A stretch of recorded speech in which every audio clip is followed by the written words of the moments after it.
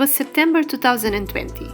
We were already in the middle of the COVID-19 pandemic, and still, between restrictions, travel bans and quarantines, we decided to take the chance and book a 2-week road trip in Italy.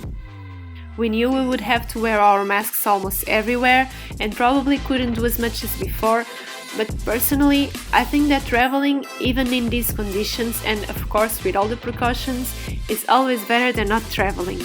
So we rented a car and got ready for the adventure.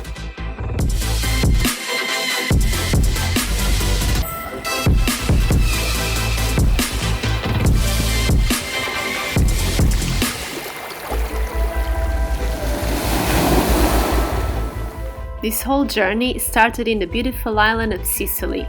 Places like Taormina and Syracuse were on our checklist, as well as some natural parks and something a little bit more thrilling.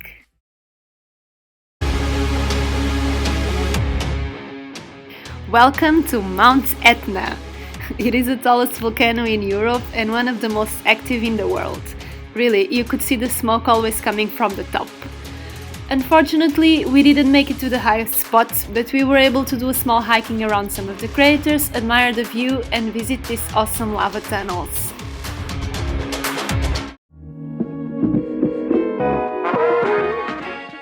We still had a couple more days left in Sicily, so we decided to go south and almost felt like we had arrived in Greece. The landscape here in the surroundings of Agrigento is totally different. You can visit the temple complex from the ancient times when the Greeks colonized Sicily and also relax on the warm water beaches. It's really worth the visit.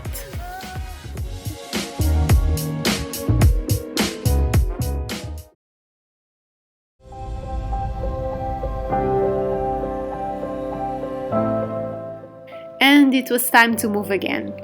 Now to the mainland, to the beautiful pristine beaches and crystal clear waters of Calabria. It's typical Mediterranean Sea. The water is fantastic and the city streets of Tropea are so picturesque. We just wanted to stay there forever.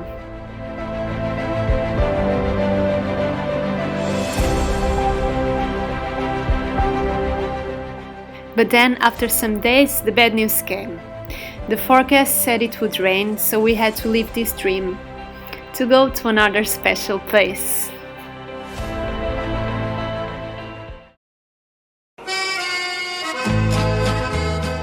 We were curious about the Amalfi Coast, so that was exactly where we went. To finally see the postcards of Positano, drive the tiny roads and contemplate the colorful houses on the hills.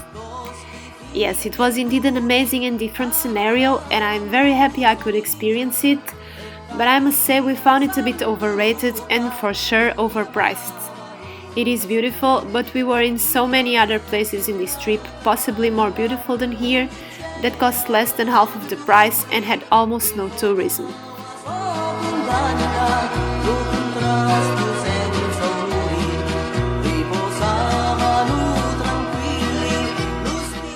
Close to the end of our trip, we still visited 2 more places. Reggia di Caserta, a royal palace with huge gardens, often called the Versailles of Italy, and also the ruins of Herculano. Herculano was an ancient city that was destroyed on the same volcanic eruption as Pompeii. However, the city was smaller and we heard it is better preserved, so that's why we chose to visit it.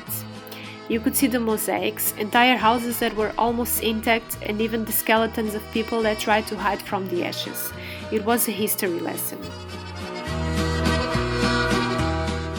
After all these amazing places, it was time to say goodbye.